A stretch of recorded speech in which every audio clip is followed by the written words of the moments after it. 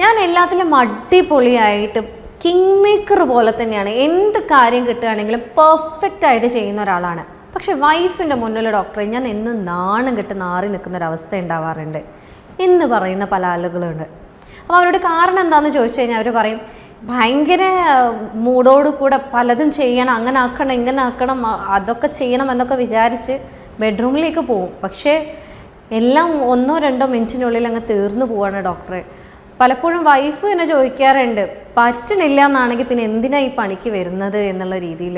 എപ്പോഴും ഒരു ഭയങ്കര അപകർഷതാബോധമാണ്. വൈഫിൻ്റെ മുന്നിൽ ഫേസ് ചെയ്യാൻ പറ്റുന്നില്ല. നമുക്കുള്ളിൽ ആഗ്രഹമുണ്ട്, പക്ഷേ അവർക്കൊന്നും ചെയ്തു കൊടുക്കാൻ പറ്റുന്നില്ലല്ലോ എന്നുള്ളതുകൊണ്ട് ഇതിനെ അടക്കി പിടിക്കുകയാണ്. എനിക്കാണെങ്കിൽ തന്നെ ഇത് കംപ്ലീറ്റ് ആയിട്ട് കഴിഞ്ഞു കഴിഞ്ഞാലും ഒരു കഴിഞ്ഞു എന്നുള്ളൊരു ഫീലിംഗ് കിട്ടുന്നില്ല എന്നുള്ളൊരു ഭയങ്കരമായിട്ടുള്ളൊരു മെൻ്റൽ സ്ട്രെസ്സിലാണ് ഞാൻ നിൽക്കുന്നത് എന്നുള്ളത് പലപ്പോഴും പല പേഷ്യൻസും നമ്മളടുത്ത് വന്ന് പറഞ്ഞിട്ടുണ്ട്. അപ്പോൾ ഇതിനെയാണ് ശീഘ്രസ്ഖലനം എന്നുള്ളത് നമ്മൾ ഓമന പേരിട്ട് വിളിക്കുന്നത്. അപ്പം എന്താണ് ശീഘ്രസ്ഖലനം, എന്തൊക്കെയാണ് അല്ലെങ്കിൽ എന്തൊക്കെ കാരണത്താലാണ് ശീഘ്രസ്ഖലനം വരുന്നത്, എങ്ങനെ നമുക്കതിനെ ട്രീറ്റ് ചെയ്യാം, നമുക്ക് വീട്ടിലിരുന്നുകൊണ്ട് എന്തൊക്കെ ചെയ്ത് കഴിഞ്ഞാൽ എത്രത്തോളം മാറ്റം ഉണ്ടാവും എന്നുള്ളതൊക്കെയാണ് നമ്മൾ ഇന്നത്തെ വീഡിയോയിൽ ഡിസ്കസ് ചെയ്യുന്നത്. ഞാൻ ഡോക്ടർ ഹിബ അബ്ദുൽ മജീദ്, ഡോക്ടർ ഹിബ സാരോവിയ, പെരിന്തൽമണ്ണ, മലപ്പുറം ജില്ല.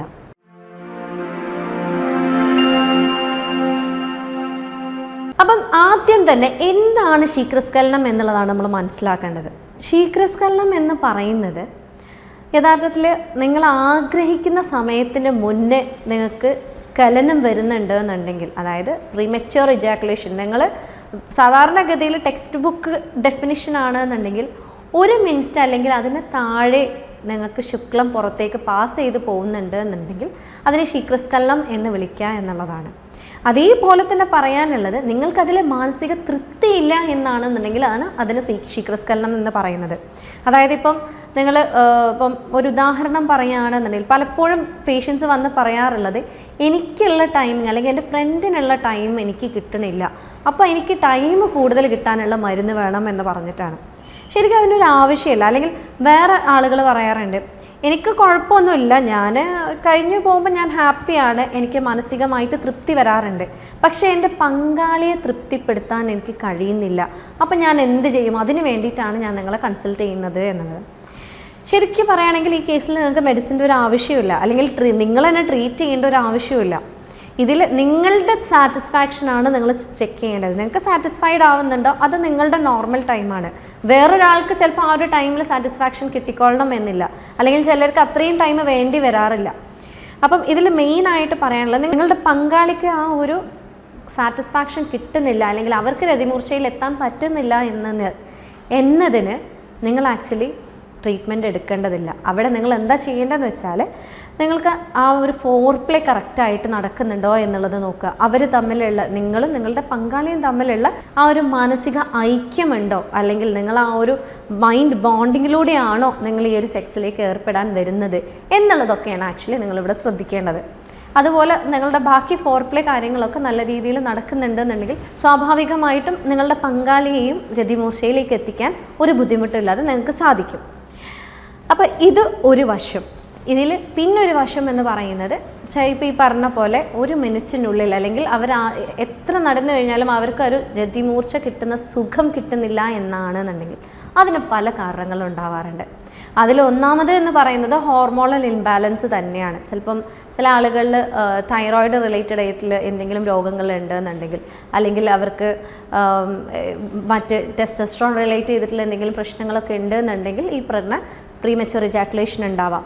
അല്ലെങ്കിൽ ചില കേസുകളിൽ നിങ്ങൾക്ക് സ്ഥിരമായിട്ട് മൂത്രം ഒഴിക്കുന്ന ടെൻഡൻസി ഉണ്ട്, അല്ലെങ്കിൽ സ്ഥിരമായിട്ട് UTI അല്ലെങ്കിൽ മൂത്രച്ചൂട് അല്ലെങ്കിൽ മൂത്രത്തിൽ പഴുപ്പ് എന്നൊക്കെ പറയുന്ന രോഗം സ്ഥിരമായിട്ട് ഉണ്ടാവുന്ന ഒരാളാണെന്നുണ്ടെങ്കിൽ ഈ പറയുന്ന പ്രീമച്യൂർ ഇജാക്കുലേഷനുള്ള ചാൻസസ് കൂടുതലാണ്. അതേപോലെ തന്നെ പ്രോസ്ട്രേറ്റ് സംബന്ധമായിട്ടുള്ള രോഗങ്ങളുണ്ട്. BPH പറയുന്ന, അതായത് നിങ്ങൾ പറയുന്നുണ്ടാവും പ്രോസ്ട്രേറ്റിന് വീക്കം വന്നു എന്നൊക്കെ പറയുന്നത് കേട്ടിട്ടുണ്ടാവും. അപ്പോൾ അത്തരത്തിലുള്ള രോഗങ്ങളുണ്ട് എന്നുണ്ടെങ്കിലും ഈ പറയുന്ന പ്രീമച്യൂർ ഇജാക്കുലേഷൻ ഉണ്ടാകാനുള്ള ചാൻസസ് കൂടുതലാണ്. അതേപോലെ മറ്റൊരു പ്രധാന കാരണം എന്ന് പറയുന്നത് നമ്മുടെ മൈൻഡ് തന്നെയാണ്. അതിൽ മെയിൻ പ്രധാനം എന്ന് പറയുന്നത് തന്നെ മൈൻഡാണ്. അതായത് ചിലപ്പം എൻ്റെ പെർഫോമൻസ് എൻ്റെ വൈഫിന് ഇഷ്ടപ്പെടില്ലേ എന്നുള്ള ആ ഒരു അതിയായ ആദി ഈ ഒരു പ്രശ്നം ഉണ്ടാക്കാറുണ്ട്. മറ്റൊന്ന് കഴിഞ്ഞ പ്രാവശ്യം എനിക്ക് പെട്ടെന്ന് പോയി, ഇപ്രാവശ്യം അല്ലെങ്കിൽ ഇന്നലെ പെട്ടെന്ന് പോയി ഇന്നും എനിക്ക് പെട്ടെന്ന് പോവോ എന്നുള്ള ടെൻഷൻ. ഇതുണ്ടെങ്കിൽ എന്തായാലും നിങ്ങൾക്ക് പെട്ടെന്ന് പോകും എന്നുള്ളത് അധികം ആളുകളിലും നമ്മൾ കണ്ടുവരുന്നൊരു പ്രശ്നമാണ്. അപ്പോൾ ഇതിൽ പ്രത്യേകം പറയാനുള്ളത് എന്താണെന്ന് വെച്ചാൽ, നിങ്ങൾക്കിപ്പം നിങ്ങൾ ഒരുപാട് കാലമായിട്ട് സെക്സിൽ ഏർപ്പെട്ടിട്ടില്ല എന്നാണെന്നുണ്ടെങ്കിൽ, എന്നിട്ടാണ് നിങ്ങൾ സെക്സിൽ ഏർപ്പെടുന്നത് എന്നുണ്ടെങ്കിൽ അധികം ആളുകളിലും പെട്ടെന്ന് പോവാറുണ്ട്. അത് വളരെ നോർമലാണ്. അത് കരുതി എനിക്ക് പ്രീമച്വർ ഇജാക്കുലേഷൻ വന്നോ, ഇനി നാളെ അങ്ങനെയാവോ മറ്റന്നാളെ അങ്ങനെയാവോ എന്ന് എല്ലാ തവണയും നിങ്ങൾ ആലോചിക്കുന്നുണ്ട് എന്നുണ്ടെങ്കിൽ ഈ മൈൻഡ് ഫാക്ടർ അവിടെ കടന്ന് എന്തായാലും നിങ്ങൾക്ക് പെട്ടെന്ന് ഇജാക്കുലേഷൻ നടത്തും. അപ്പം ഇത് ഫസ്റ്റ് നിങ്ങൾ മനസ്സിൽ വെക്കുക. അതേപോലെ പിന്നെ പറയാനുള്ള ഒരു പ്രധാന കാരണം ഇപ്പം എൻ്റെ ക്ലിനിക്കിൽ വരുമ്പം എനിക്ക് അധികവും കിട്ടുന്ന ഒരു കാരണം എന്ന് പറയുന്നത് അമിതമായിട്ടുള്ള പോൺ അഡിക്ഷൻ അല്ലെങ്കിൽ അമിതമായിട്ടുള്ള സ്വയംഭോഗമാണ്. അപ്പോൾ അതിൻ്റെ ഒരു വലിയ കാരണം എന്ന് പറയുന്നത്, നിങ്ങൾ സ്വയംഭോഗം ചെയ്യുന്ന സമയത്ത് നിങ്ങൾ അതിൻ്റെ ഗ്രിപ്പ്, അതിൻ്റെ സ്പീഡ്, അതിൻ്റെ സ്ട്രോക്ക്, അതിൻ്റെ ആ ഒരു നിങ്ങളുടെ സെൻഷ്വാലിറ്റി, നിങ്ങൾ കാണുന്ന കാര്യം, ഇതൊക്കെ നിങ്ങൾ നോർമൽ സെക്സിലേക്ക് വരുമ്പോൾ ഡിഫറെൻ്റ് ആണ്.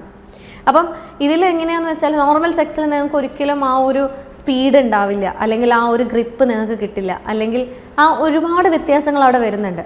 പിന്നെ ഇതിൽ വേറെ പറയാനുള്ളൊരു കാരണം എന്ന് പറയുന്നത്, നിങ്ങൾ മാസ്റ്റുർബേഷൻ ചെയ്യുന്ന സമയത്ത് അധികവും പെട്ടെന്ന് പോകാനുള്ള ഒരു ടെൻഡൻസി ഉണ്ട്. അതായത് അധികം നമ്മളെ ബോഡി തന്നെ പെട്ടെന്ന് പോകണം എന്നുള്ള രീതിയിലാണ് നമ്മൾ മാസ്റ്റുർബേറ്റ് ചെയ്യാനുള്ള ചാൻസ് ഉണ്ടാകുന്നത്. അപ്പോൾ ഇങ്ങനെ ആകുമ്പോൾ എന്താണെന്ന് വെച്ചാൽ, ഇത് കൂടെ നമ്മൾ ചെയ്യുമ്പം നമ്മളുടെ ബ്രെയിനിലേക്ക് നമ്മളൊരു വയറിങ് പോലെയാണ് അത്.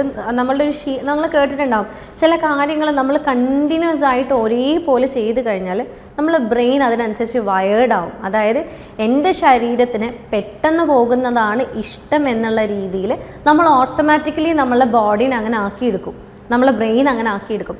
അപ്പോൾ സ്വാഭാവികമായിട്ടും നിങ്ങൾ കണ്ടിന്യൂസ് ആയിട്ട് മാസ്റ്റുർബേഷൻ ചെയ്തിരുന്ന ഒരാൾ നാളെ ഒരു നോർമൽ സെക്സിലേക്ക് പോകുമ്പോൾ നിങ്ങൾക്ക് സമയം കുറയാനുള്ള ചാൻസ് വളരെ കൂടുതലാണ്. കാരണം അത്ര സമയം എടുത്തിട്ടേ നിങ്ങൾ മാസ്റ്റുർബേറ്റ് ചെയ്യുന്നുള്ളൂ, അതേപോലെ തന്നെയുള്ള ഗ്രിപ്പ് നിങ്ങൾക്ക് ഇവിടെ കിട്ടുന്നില്ല. അപ്പോൾ അങ്ങനെയൊക്കെ ഒരുപാട് ഇഷ്യൂസ് ഈ ഒരു മാസ്റ്റുർബേഷൻ അഡിക്ഷൻ കാരണം അല്ലെങ്കിൽ പോൺ അഡിക്ഷൻ കാരണം നിങ്ങൾക്ക് ഉണ്ടാകാനുള്ള ചാൻസസ് കൂടുതലാണ്. അപ്പം ഇനി നിങ്ങൾ എങ്ങനെയാണ് ഇതിനെ മറികടക്കേണ്ടത് എന്നുള്ളതാണ് നമുക്ക് നോക്കേണ്ടത്. അപ്പോൾ അതിൽ ആദ്യം തന്നെ പറയാനുള്ളത്, നിങ്ങൾക്ക് തൈറോയിഡ് ഇഷ്യൂസ് ഉണ്ട്, അല്ലെങ്കിൽ പ്രോസ്റ്റേറ്റ് ഗ്രന്ഥി ഇഷ്യൂസ് ഉണ്ട്, അല്ലെങ്കിൽ റിപ്പീറ്റഡ് ആയിട്ട് മൂത്ര സംബന്ധമായിട്ടുള്ള പ്രശ്നങ്ങളുണ്ട് എന്നുണ്ടെങ്കിൽ ഫസ്റ്റ് അതിനുള്ള ട്രീറ്റ്മെൻറ്റ് എടുക്കുക.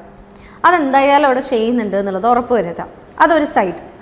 രണ്ടാമതായിട്ട് പറയാൻ ഉദ്ദേശിക്കുന്നത്, നിങ്ങളെ മൈൻഡ് അതിനു വേണ്ടി പ്രിപ്പയർ ചെയ്യുക. മനസ്സുകൊണ്ട് ഞാൻ ഇന്ന് ഓക്കെയാണ്, എനിക്കൊരു പ്രശ്നവുമില്ല, ഞാൻ ആഗ്രഹിക്കുന്ന രീതിയിൽ തന്നെ ഇന്ന് ബന്ധപ്പെടാൻ കഴിയും എന്നുള്ള ഒരു ദൃഢമായിട്ടുള്ളൊരു വിശ്വാസം നിങ്ങളിൽ തന്നെ നിങ്ങൾ അർപ്പിക്കുക എന്നുള്ളതാണ്. അതേപോലെ മറ്റൊരു കാര്യം എന്ന് പറയുന്നത്, ഇപ്പം നിങ്ങൾ ഇതിൽ പറയാനുള്ളത്, മെഡിസിൻ പോലെ തന്നെ ഇമ്പോർട്ടൻ്റ് ആയിട്ടുള്ള ഒരു ഘടകമാണ് എക്സസൈസ് എന്ന് പറയുന്നത്. പല ആളുകൾക്കും അറിയില്ല എന്ത് എക്സസൈസാണ് ശരിക്ക് പ്രീമച്വർ ഇജാക്കുലേഷൻ അല്ലെങ്കിൽ ഈ ഒരു ഇജാക്കുലേഷൻ പ്രോബ്ലത്തിന് എന്ത് എക്സസൈസാണ് ചെയ്യേണ്ടത് എന്നുള്ളത്. അപ്പോൾ ഞാൻ പറഞ്ഞു തരികയാണ്, നിങ്ങൾ ഇനി ഡെയിലി ചെയ്യേണ്ട ഒരു എക്സസൈസാണ്. വെറും 3 മിനിറ്റിൽ അപ്പുറം എന്തായാലും ഇതെടുക്കാൻ പോകുന്നില്ല നിങ്ങൾ ഒരു ലൈഫ് ടൈമിൽ. അപ്പോൾ ഇതിൽ പറയാനുള്ളത് എന്താണെന്ന് വെച്ചാൽ, നിങ്ങൾ എങ്ങനെയാണോ നിങ്ങളെ വയറകത്തേക്ക് പിടിക്കുന്നത് അതൊന്ന് പിടിച്ചു നോക്കിയാൽ, നിങ്ങളൊന്ന് വയറകത്തേക്ക് വലിച്ചു പിടിക്കുമ്പം സ്വാഭാവികമായിട്ടും നിങ്ങളുടെ ആ ഒരു മസിലിനെ നിങ്ങൾ അകത്തേക്ക് വലിച്ചു പിടിക്കുന്നുണ്ട്, നിങ്ങളുടെ ശ്വാസത്തിനെ നിങ്ങളൊന്ന് റെഗുലേറ്റ് ചെയ്യുന്നുണ്ട് അല്ലേ? അതേപോലെ തന്നെ നിങ്ങൾ മൂത്രം ഒഴിക്കുന്ന ടൈമിൽ എങ്ങനെയാണോ വയറ് പിടിച്ചു വെച്ചിരുന്നത് അതേപോലെ തന്നെ മനസ്സുകൊണ്ട് മൂത്രം ഒഴിക്കണ്ട എന്ന് വെക്കുക, അതായത് മൂത്രത്തെ പിടിച്ചു വെക്കുക. അപ്പോൾ അവിടെ എന്താ ചെയ്യുന്നത്, നിങ്ങൾ അവിടെ ഒരു മസിലിനെ നിങ്ങളെ മനസ്സുകൊണ്ട് കൺട്രോൾ ചെയ്ത് വലിച്ചു പിടിക്കുന്നുണ്ട്. അതേപോലെ നിങ്ങളെ ബ്രീത്തിങ്ങിനെ ഒന്ന് നിങ്ങൾ റെഗുലേറ്റ് ചെയ്യുന്നുണ്ട്. ഇത് എക്സസൈസ് അല്ല, ഇത്രയും നേരം പറഞ്ഞത് എക്സസൈസേ അല്ല.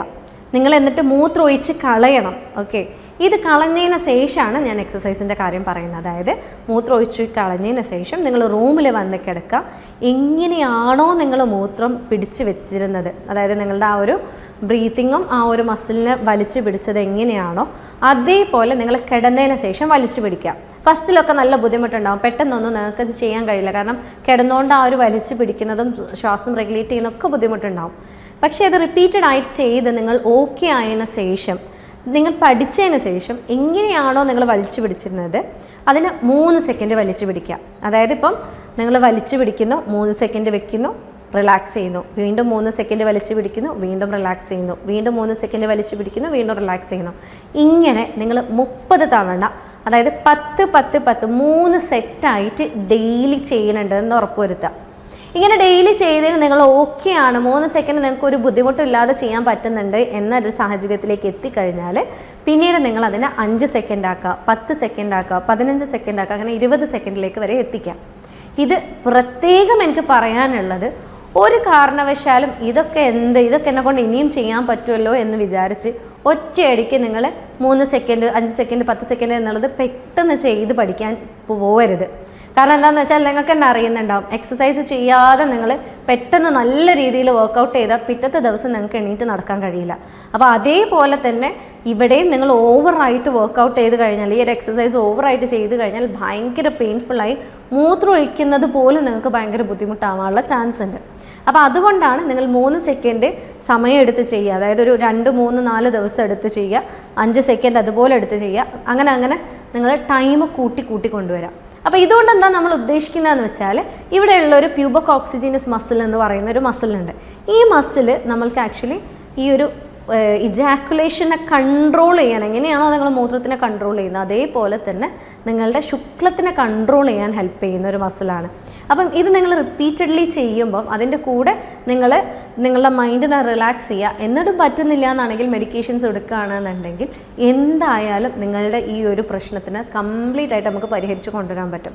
അതേപോലെ തന്നെ ഇതിൻ്റെ കൂടെ പറയാനുള്ളത്, നിങ്ങൾ കുറച്ച് ഫുഡ് കാര്യങ്ങൾ നിങ്ങളുടെ വീട്ടിൽ ശ്രദ്ധിക്കുകയാണെങ്കിൽ ഒന്നും കൂടെ ബെറ്റർ ആയിട്ട് നിങ്ങൾക്ക് നിങ്ങളുടെ ഈ ഒരു സമയത്തിന് റെഗുലേറ്റ് ചെയ്യാൻ പറ്റും. അതിലൊന്നെന്ന് പറയുന്നതാണ് നമ്മളുടെ ഒമേഗ 3 ഫാറ്റി ആസിഡ്സ്. അത് ഈ ഒരു ഭാഗത്തേക്കുള്ള രക്തയോട്ടം നല്ല രീതിയിൽ റെഗുലേറ്റ് ചെയ്യും, നിങ്ങളുടെ സെക്ഷൽ എൻഡ്യൂറൻസിനെ നല്ല രീതിയിൽ കൺട്രോൾ ചെയ്യാനും ഹെൽപ്പ് ചെയ്യുന്ന ഒന്നാണ്.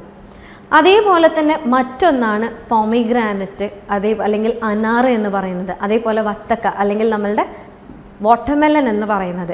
ഇതൊക്കെ ഈ ഒരു ഭാഗത്തേക്കുള്ള രക്തയോട്ടത്തിനെ കൂട്ടാനും അതേപോലെ നിങ്ങളുടെ ശരീരത്തിലുള്ള സർക്കുലേഷൻ കൂട്ടാനും സെക്ഷൽ എൻഡ്യൂറൻസ് കൂട്ടാനും നന്നായിട്ട് ഹെൽപ്പ് ചെയ്യുന്നതാണ്. അപ്പോൾ ഇതിൽ പറയാനുള്ളത്, ഇത്രയും കാര്യങ്ങൾ നിങ്ങൾ ശ്രദ്ധിക്കുകയാണെങ്കിൽ എന്തായാലും നിങ്ങൾക്ക് തന്നെ നിങ്ങളുടെ വീട്ടിലിരുന്നുകൊണ്ട് നിങ്ങളുടെ ഈ ഒരു സമയക്കുറവ് എന്നുള്ള പ്രശ്നത്തിനെ പരിഹരിക്കാൻ പറ്റും. എന്നിട്ടും പറ്റുന്നില്ല എന്നാണെങ്കിൽ നിങ്ങൾക്ക് എന്നെ കോൺടാക്റ്റ് ചെയ്യാവുന്നതാണ്. ഞാൻ ഡോക്ടർ ഹിബ അബ്ദുൽ മജീദ്, ഡോക്ടർ ഹിബാസ് അറോവിയ, പെരിന്തൽമണ്ണ, മലപ്പുറം ജില്ല.